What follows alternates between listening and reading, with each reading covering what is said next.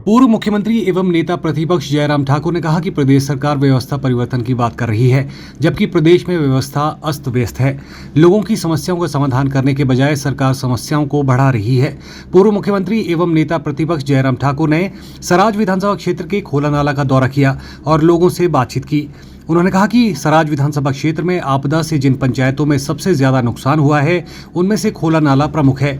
खोला नाला का गांव पूरी तरह से तबाह हुआ है।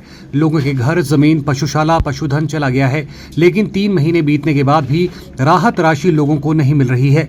जयराम ठाकुर ने प्रदेश की कांग्रेस सरकार से पूछा कि जो राहत की बात कर रहे हैं, वो राहत किसको मिल रही है, ये बताएं। स्कूल के बच्चों को बैठने की व्यवस्था नहीं है। जहां 20 बच्चे बैठ सकते हैं, वहां 70 बच्चों को बिठाया गया है। स्कूल भवन क्षतिग्रस्त है और अब चिंता इस बात की है कि बच्चों के पेपर कहां होंगे। उन्होंने उम्मीद जताई कि प्रदेश सरकार जल्द से जल्द डैमेज की भरपाई के लिए बजट जारी करेगी और केवल पात्र लोगों को राहत राशि देगी। जिन पंचायतों में ज्यादा नुकसान हुआ है, उसमें से एक पंचायत ये खोला नाल भी है और विशेष तौर से ये खोला नाल का गांव पूरी तरह से तबाह हुआ है। लोगों के घर चले गए, लोगों की जमीन चले गई, सरकारी भवन बनेंगे वो भी चले गए, लोगों की पशुशाला चले गई, पशुधन चला गया।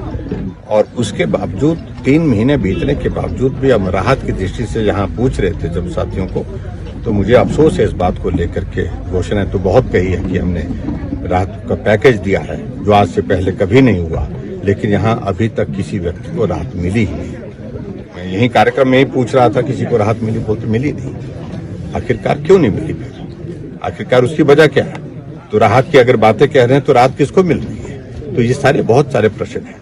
यहाँ स्कूल के बच्चों के लिए बैठने की अब व्यवस्था नहीं है। प्राइमरी स्कूल के बच्चे प्राइवेट अकोमोडेशन में एक जगह बैठे हैं, जहाँ पर 20 बच्चे बैठ सकते हैं, वहाँ पर 70 बच्चे बैठाए हुए उन्होंने। और वहाँ जो हमारा दूसरा स्कूल है, high school, senior secondary school के बिल्डिंग वो डैमेज हो गए हैं। एग्जामिनेशन सेंटर कहाँ हो पाएगा, ये बहुत बड़ा चिंता का विषय बना हुआ है। स्टाफ की शॉर्टेज यहाँ पर बहुत बड़ी परेशानी बनी है। सारा स्टाफ बदल करके सराज विधानसभा क्षेत्र का दूर दराज के दूसरे इलाकों में भेज दिया प्रदेश में।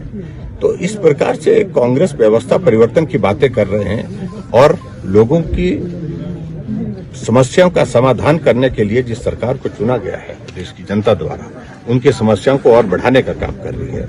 और मैं उम्मीद करता हूं कि बहुत जल्दी जो डैमेज हुआ है, उस डैमेज की भरपाई करने के लिए पैसा स्वीकृत हो और सुनिश्चित करें कि जो पैसा उन परिवारों को मिलना चाहिए जिनको नुकसान हुआ है, जिनके परिवार का घर चला गया है, तो उन लोगों को उसका जो राहत के रूप में